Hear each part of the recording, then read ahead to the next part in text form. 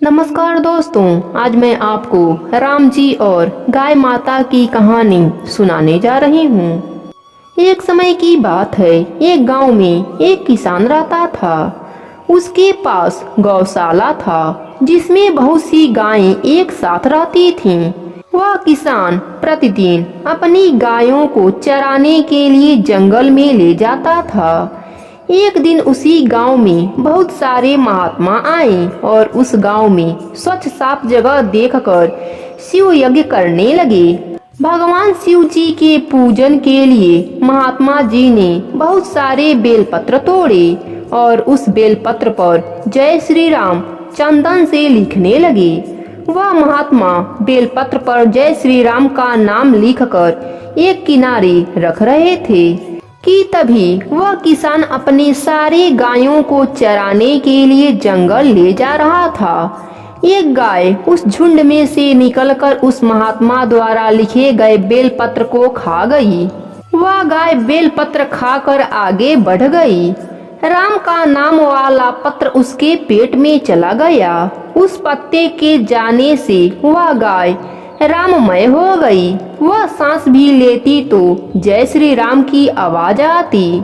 जब रात हुआ तो सभी गायों के बीच बैठी तो जय श्री राम का भजन करने लगी। सभी गायें उसके बड़बड़ाने से चिढ़कर उसे सींग मारने लगी और सींग मारकर कमरे से बाहर कर दिया।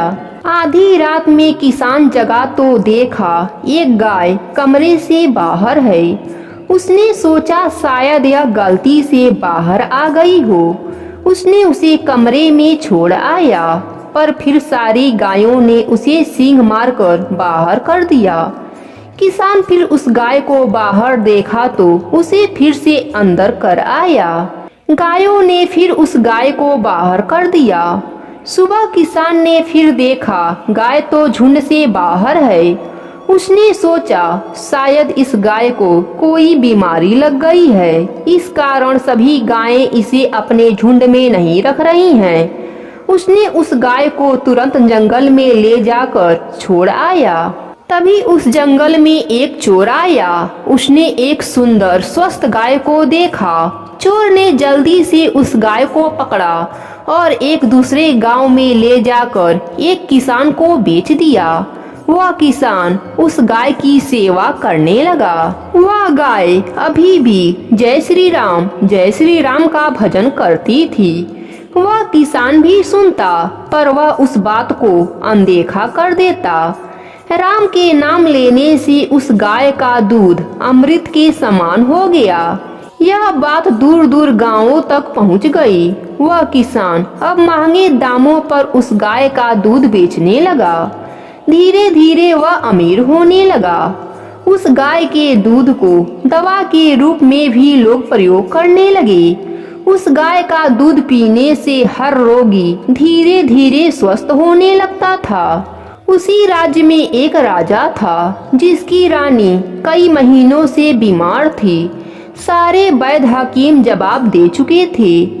जब राजा को उस गाय के बारे में पता चला तो राजा स्वयं उस गाय के पास आया और किसान को उचित दाम देकर उस गाय को अपने राजमहल में लेकर आया। अब रानी को उस गाय का दूध पिलाया जाने लगा। धीरे धीरे वह रानी स्वस्थ होने लगी। वह गाय अब राजमहल में बड़े ऐशो आराम से रहती थी और जय श्री राम का जप करती रहती थी। उसके जप के ध्वनि से पूरा राजमहल आनंदित हो जाता था। यहाँ पर तुलसीदास जी लिखते हैं कि कहो कहाँ लगी राम बड़ाई, राम से कहीं राम गुण गाई। अर्थात राम नाम की महिमा ही अपार है। स्वयं राम जी भी राम नाम के गुण नहीं बता सकते। एक राम नाम ही है जिसे भजकर इस पापी कलयुग में मनुष्य पाप मुक्त होकर मोक्ष को प्राप्त हो सकता है। तो मेरे साथ आप सब भी बोलिए जय श्री राम।